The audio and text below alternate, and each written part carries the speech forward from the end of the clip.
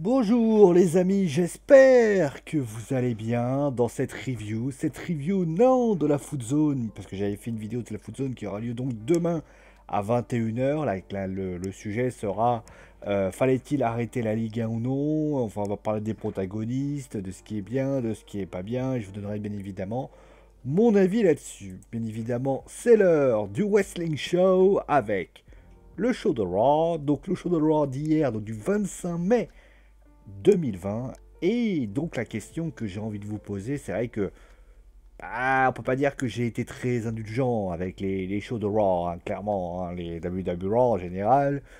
J'y vais à la Kalachnikov, et si c'est pas la Kalachnikov, j'y vais au katana. Et si je vais pas au katana, j'y vais au lance-roquette. Enfin, vous avez compris, en général, les termes ne sont pas très flatteurs. Pour le show rouge, en général, il en prend plein la tête. Mais il faut quand même l'avouer, SmackDown a proposé un choix intéressant. Et justement, j'avais été, et c'est positif par rapport à ça. Et puis il y a eu Double or Nothing qui a eu lieu également. Et donc, eh bien, la question c'est, est-ce que le show de Raw va suivre cette continuité, hein, ou tout simplement se bidonner comme à chaque fois, ou non. Bon, alors on va comme à chaque fois bien sûr regarder la carte, enfin regarder les moments qui nous ont été proposés. On a commencé, alors je parlerai bien sûr du plexiglas, hein, vous inquiétez pas, ça va être parlé.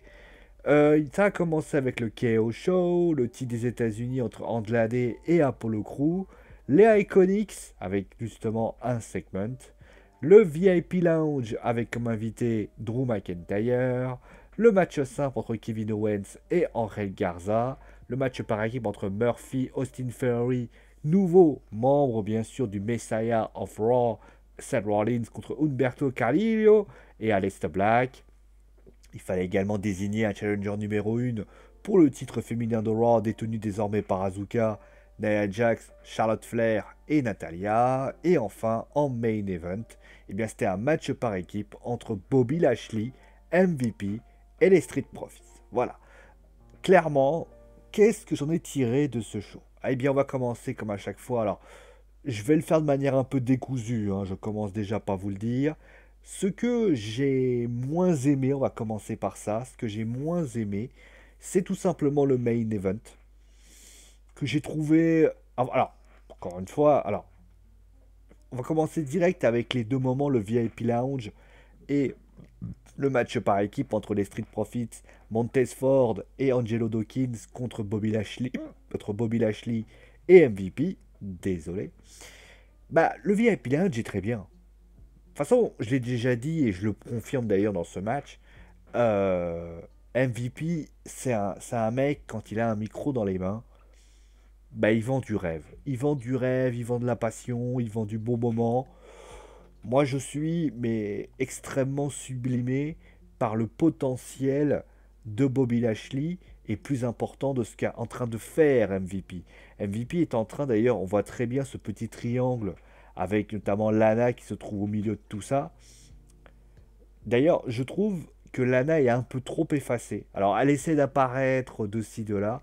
Mais moi, ce que j'aurais préféré de faire... Voilà, d'ailleurs, MVP n'hésite pas à la tacler littéralement. D'ailleurs, son mari est littéralement... Voilà. Je ne sais pas comment ça va se passer à Backlash. Est-ce que Lana va intervenir ou non? Là, elle est surtout en coulisses, etc. Est-ce que, clairement, il n'aurait pas été judicieux de la voir venir, lui demander de se pointer? Là, clairement... la phrase que Bobby Lashley, que MVP sort sur Lana est pour ainsi dire très bonne, où il dit mais tu crois que c'est un jeu? Tu crois que ça t'amuse? On parle de la carrière de ton mari là quand même, hein. Et là, quand t'entends ça, tu fais ah, pas mal. Pas mal, et honnêtement, c'était plutôt cool. C'est vrai qu'il y a vraiment une belle alchimie. Par contre, bien évidemment, quand MVP se met à lutter, alors, encore une fois, il n'a pas lutté longtemps, on se rend compte que ça a un petit peu foiré dans la colle. Alors, encore une fois, quand vous regardez le match, moi, j'ai pas de problème. J'ai pas de problème parce que finalement, Bobby Lashley MVP, Bobby Lashley qui domine ses adversaires, j'ai pas de problème particulier là-dessus.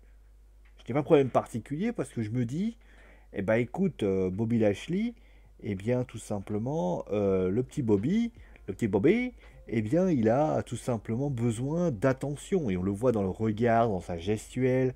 Il est en train petit à petit de devenir cette force dominante de la WWE. D'ailleurs, on parle beaucoup d'un duel entre lui et Brock Lesnar. Et si les choses avancent au fur et à mesure, ça ne serait guère étonnant que Bobby se retrouve face à Lesnar, peut-être au SummerSlam. Je trouve que ça serait pas mal, on a besoin de le mettre en avant. D'ailleurs, je ne sais pas comment ça va se passer à Backlash, mais moi je suis extrêmement ravi quand même de ce qu'il est en train de faire. Par contre, moi j'ai un problème, c'est que ça a duré trop longtemps. Moi je me dis oui, tu veux bien, mais ça a pris beaucoup de place, et au bout d'un moment, bah, on s'en est un peu lassé. Et ça, c'est vrai que c'est quand même dommage. Clairement, moi j'ai trouvé que c'était quand même assez étonnant. Ensuite, et bien après-match, pourquoi pas une disqualification, avec l'arrivée notamment de Drew McIntyre. Mais moi, il y a un problème. C'est que moi, je veux bien que vous fassiez une disqualification. J'ai même pas de problème là-dessus, je trouve même ça plutôt intéressant. Mais moi, ce qui me gêne dans ce qui s'est passé, c'est surtout l'approche d'après. On va parler maintenant, bien évidemment, du deuxième point que je trouve ridicule, c'est les plexig... enfin, c'est le public. Parce que la WWE s'est inspirée donc, enfin, copier, inspiré, vous appelez ça comme vous voulez, c'est inspiré de la All Elite Wrestling sur le fait que vous savez, il y a des lutteurs qui sont présents aux alentours et notamment ils ont également mis en avant la distanciation sociale. Donc 1 mètre chacun, blablabla, blablabla. Alors, moi, l'idée concrète de voler de différentes idées de fédération, ce qu'on appelle de l'espionnage industriel, c'est pas, ça me gêne pas plus que ça. Ça me gêne pas pour une raison, c'est que j'estime que finalement, c'est pas gênant plus que cela. C'est pas, voilà, on va pas tenter un procès à la WWE d'avoir piqué les trucs de la All Elite Wrestling. Hein, en théorie, le wrestling aussi s'inspire de différentes choses de la WWE. C'est normal qu'à un moment donné, eh bien, la WWE s'inspire des bonnes idées de la All Elite Wrestling. C'est logique, c'est normal. Mais moi, ce qui me gêne, c'est le côté publicidad. C'est-à-dire que tu mettes les mecs, on va dire, dans les tribunes, j'entends, j'accepte, mais me faites pas... Pourquoi des plexiglas? Moi, je vais vous dire pourquoi, parce que vous avez forcément vous avez peut-être pas la réponse, mais je vais vous la donner. La raison de ces plexiglas, c'est parce que ils se sont dit, eh bien, comme ça, on va pouvoir montrer comment nous, on va mettre en avant, comment justement le public va être scindé, comment les choses vont être mises en place. Bah, le problème, il est déjà, des plexiglas, tu pourras pas en mettre partout. Ça, c'est le premier point. C'est-à-dire qu'à un moment donné, bah, déjà, quand tu vas mettre ton plexiglas autour, qu'est-ce que tu vas faire? Tu vas mettre tu vas mettre en aquarium les gens? Alors certes, ça va éviter les interventions débiles de certains débilus qui sont là juste pour faire les idiots. Ce qui est arrivé, ne faites pas ça, ne faites pas ça en France, sinon je vous nique vos races. Mais en réalité, moi, ce qui me gêne dans ce système-là, c'est le côté lobbying. En fait, la WWE se sert de l'idée de la All Elite Wrestling qui est utilisée depuis de base pour finalement montrer au pouvoir public, aux politiques, mais également à tout le monde de dire « Ah, vous avez vu, hein, nous on a amélioré la situation, on respecte les distanciations sociales, on respecte aussi, c'est que du lobbying. » Et moi je trouve ça complètement pitoyable, parce que l'idée de la All Elite Wrestling, c'était pour mettre un côté convivial, la mission est quand même réussie, là ça a un but caché, ça a un côté, on va dire, présent. D'ailleurs, je me pose la question, le jour où la WWE va sortir NXT, c'est les lutteurs de Raw et SmackDown qui vont venir? Parce que quand même, faites donnant-donnant. Alors me faites pas dire, voilà, c'est pas R-Truth qui va se pointer. J'aimerais bien qu'il y ait quelque chose d'autre, pour ainsi dire. Ensuite, pour autre chose qui m'a un petit peu déçu, c'est les Iconics. Alors, enfin, déçu, oui et non. Déçu, oui, parce que... Enfin, non, parce que... Moi, j'ai quand même le sentiment qu'il y a un avant et un après. Hein, ce qui s'est passé la semaine dernière a peut-être eu un truc de transition. Moi, ce qui me gêne, c'est le segment. J'ai le sentiment qu'on me parle d'amitié, mais c'est ce truc qui va me saouler, en fait. Ouais, c'est l'amitié, on a une amitié très forte, on se sent très unis, on est arrivé au même moment, ah blablabla, blablabla. Bah, j'ai envie de te dire, mon gars, oui, alors les meufs, Si c'est ça ta rivalité, entre guillemets, la possibilité, voilà, de mettre ça en avant pour que à Backlash, il y a une des deux équipes qui se sépare, moi je trouve ça un peu nul. Les iconiques aux dernières nouvelles, après on peut créer une nouvelle gimmick et tout, mais moi je trouve ça un peu nul pour rester vraiment, même dire vraiment nul. Voilà, c'était pas exceptionnel, voilà, c'est pas le leitmotiv qui m'intéresse le plus. Ensuite, au niveau des moments, on va dire, satisfaisants, on va commencer à en parler, parce que c'est vrai que là, vous avez vu, j'ai quand même parlé que de deux petites. Les iconiques, c'est pas le problème. Voilà, il y en a certains qui ont aimé, etc. Ah oui, pour le côté Liv Morgan, j'ai même pas envie d'en parler, je vais te dire vulgaire, parce que ça sert absolument à rien. Euh, Ensuite, le KO Show aussi, je trouvais un peu nul, enfin, pas terrible. Alors, c'était un peu mieux. Mais moi, il y a un truc qui me gêne, c'est que j'aimerais bien qu'à un moment donné, Azuka fasse des efforts. On a eu quand même Ika lutteuse de la All Elite Wrestling japonaise, qui s'est permis de parler la langue d'Iron Man. Oui, j'ai pris dans le WordPress. Mais à un moment donné, après, l'interaction entre les trois challengeuses était très bonne, ça a mis l'ambiance. Ah, et d'ailleurs, pour information, Natalia, enfin, si, enfin, il y en a eu deux. Parce que Charlotte, elle a fait le job. Charlotte, elle a été très très bonne. Nia Jax était bien aussi. Par contre, Natalia, je la trouve tellement effacée. On va en parler après d'ailleurs de Natalia. Je la trouve tellement à côté de ses pompes que quand elle parle, t'as juste envie de lui dire meuf, pourquoi t'es là en fait? Tu serais pas là. En fait, d'ailleurs, pour information, il y a un truc que j'ai pas compris. C'est pour ça d'ailleurs que je l'ai mis dans les semi-déceptions. C'est qu'on me dit écoute, on va faire une interview avec un KO show, etc. J'entends. Pourquoi tu fais des interviews après? T'as un double interview. Alors, certes, pour Natalia, ça peut avoir une valeur ajoutée. Mais pour ce qui s'agit de Charlotte et de Nia Jax, qu'est-ce qu'on s'en fout? Voilà. Ensuite, au niveau des choses que moi, via Epiland, j'en ai parlé. Au niveau des choses que j'ai trouvées intéressantes, le premier chose que j'ai. Ah oui. euh, Une chose que j'ai trouvé aussi semi-déception, c'est le match par équipe entre Murphy, Austin Theory, Humberto Carrillo et Aleister Black. Parce que moi, je m'attendais à une autre, on va dire une autre partition. Je m'attendais réellement à ce que la WWE nous montre quand même le in-ring de ces deux lutteurs. Là, c'est vrai que je suis désolé. J'ai trouvé que bah, ce match-là, eh bien, on a vu que Humberto Carrillo et Aleister Black. Par contre, ce qui est très bon, c'est bah, tout simplement Seth Rollins. Je faisais un aparté notamment sur Brody Lee, j'en ai parlé vendredi lors du débriefing, j'ai dit, bah écoutez, moi je trouve que Brody Lee, son personnage, il a du mal à le mettre en place. Bah, la raison pour laquelle j'ai du mal, bah, elle s'appelle Seth Rollins. Pour moi, Seth Rollins, de mon point de vue, fait un personnage beaucoup plus intéressant. Parce que les deux gimmicks se rejoignent. Hein. The Other One, et l'autre côté, nous avons le Messiah de Raw. Ils ont tous une sorte de... Alors, il y en a un qui est un peu plus prophète que les autres, mais c'est un peu pareil. Si on essaye d'accueillir des fidèles, etc. Il faut quand même réaliser que le Dark Order est déjà là depuis quelques temps, alors que Rollins est obligé de taper avec un marteau et de tout construire. Et le truc, c'est que Seth Rollins, pour moi, Seth Rollins, c'est lui, tout simplement, qui montre cette capacité d'union, cette capacité de victoire. Mais le plus important, c'est que je trouve que, franchement, Seth Rollins, il sublime tout ça. Le final où limite, il tient Aleister Black dans ses mains, c'est du feu de Dieu. Là, avec Humberto Carrillo qui arrive, d'ailleurs j'attends de voir ce qui va se passer la semaine prochaine, avec parce qu'il y a le retour, il y a la cérémonie de retraite de Rey Mysterio. Je suis même pas étonné, d'ailleurs, appelez-moi le devin si jamais, par hasard, il y a un six-man tag team match. Ah, appelez-moi le devin. Mais qu'on soit clair sur ce point-là, je trouve que Seth Rollins, il m'a impressionné. Les segments sont de bonne qualité. Franchement, c'est quelque chose qui est très bien.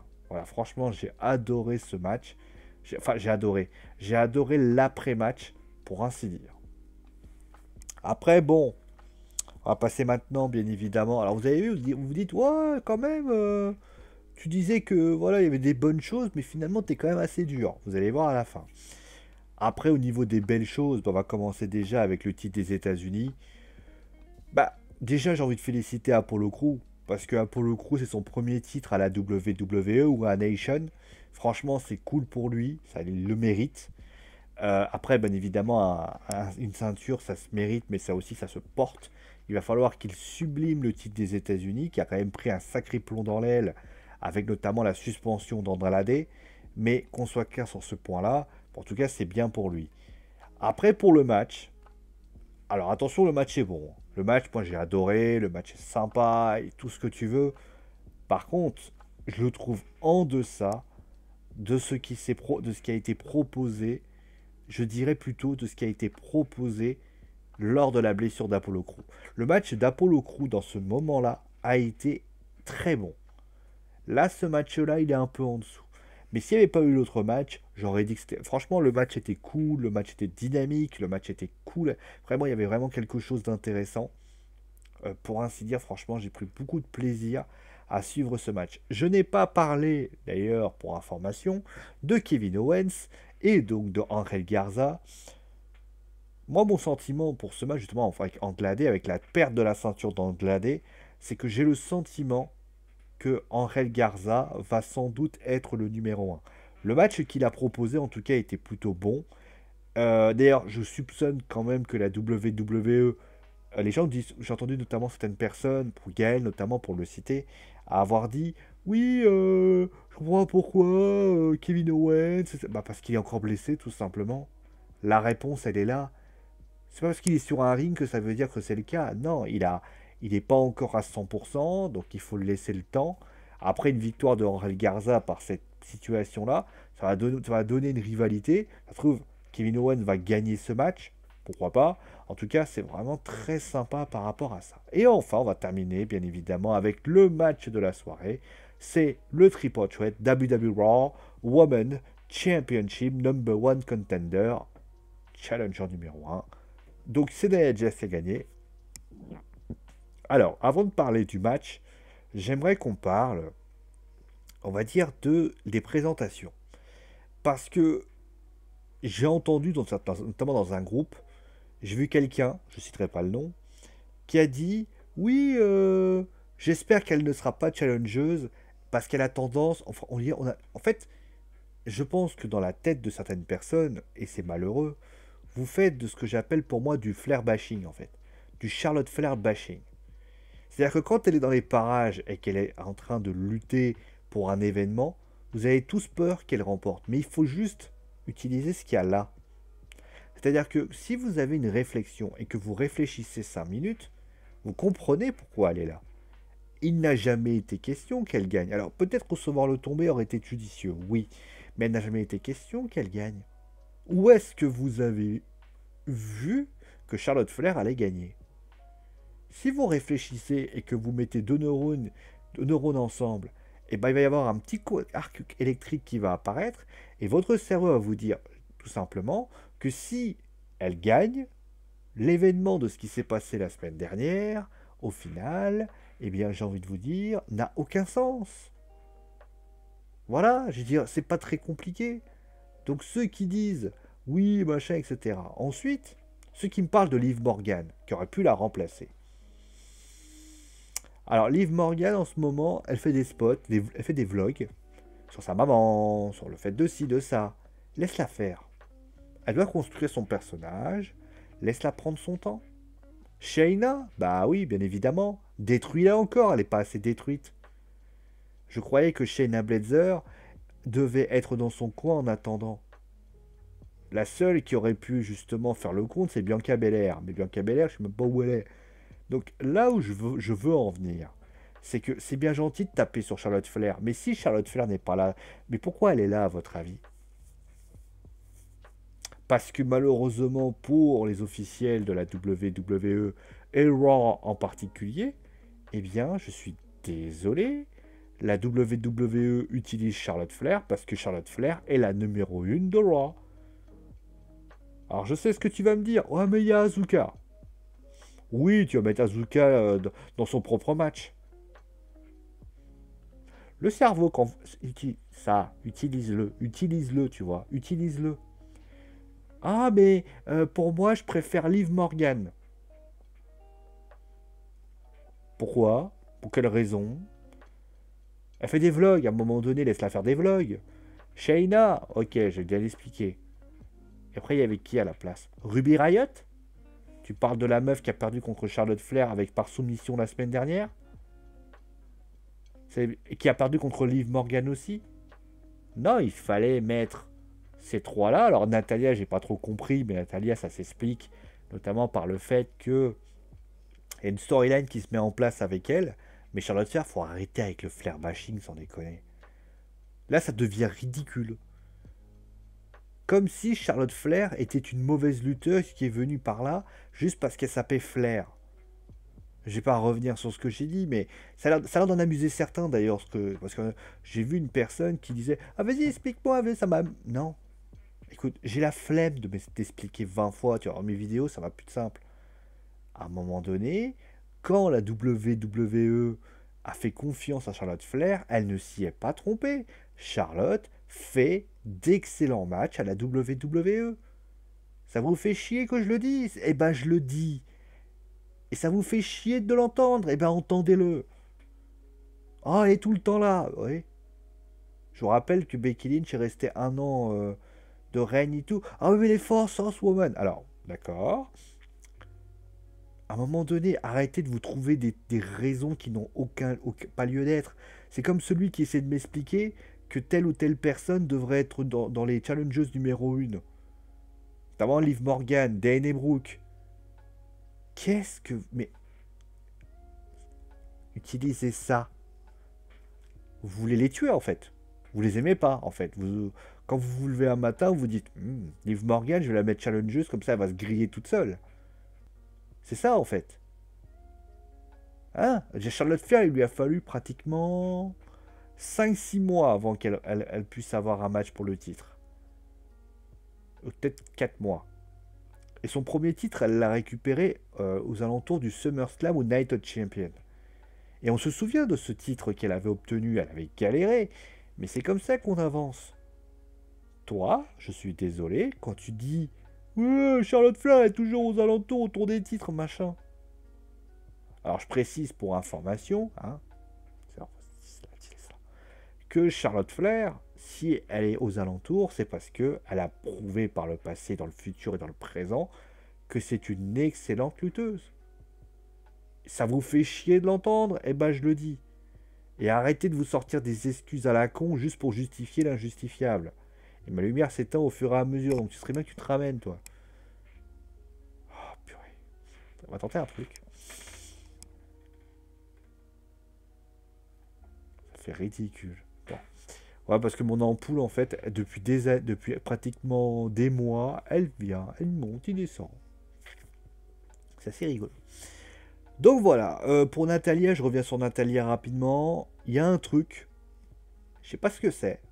J'espère qu'ils vont pas nous faire une sorte de Michael Cena, genre machin. Mais là, elle a parlé avec son mari, donc TJ, donc qui est Tyson Kidd hein, pour information. Je sais pas. C'est assez énigmatique. Est-ce que c'est... Je sais pas. Moi, j'ai mon idée. Alors après, je peux me tromper. Hein. Est-ce que la WWE va utiliser le coronavirus pour expliquer voilà, que Calgary, le donjon des Arts est en grosse difficulté et que personne ne peut l'utiliser. Donc ils vont perdre tout et donc elle est dans une situation compliquée. Pourquoi pas? Parce que là, il y a quand même une sorte de dynastie qui est présente. Pourquoi pas? Pourquoi pas? Ça peut être une idée. Et après, à ce moment-là, quelqu'un pourrait peut-être racheter. Mais après, ça manquerait. Il faudrait vraiment bien huiler le truc parce que clairement, voilà, pourquoi pas. Mais en tout cas, tu sens que la meuf, ça lui pèse.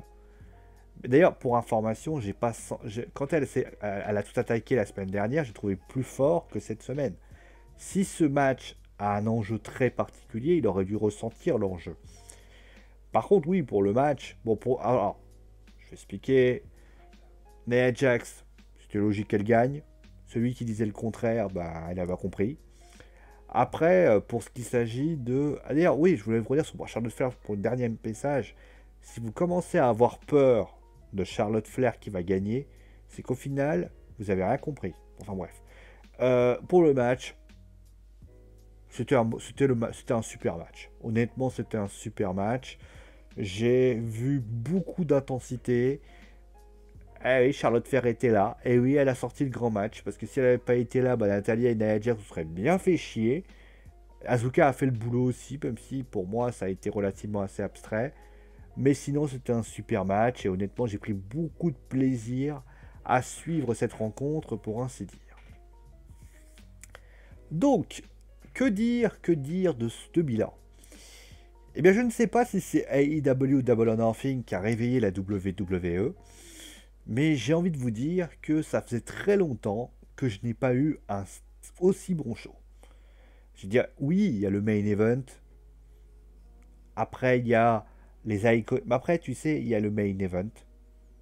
Mais si tu enlèves le main event, le reste est discutable. C'est-à-dire que si quelqu'un arrive à me voir et me dit le show est bon, ça oui, t'aurais pu faire comme ça, oui, je suis d'accord, mais c'est ça.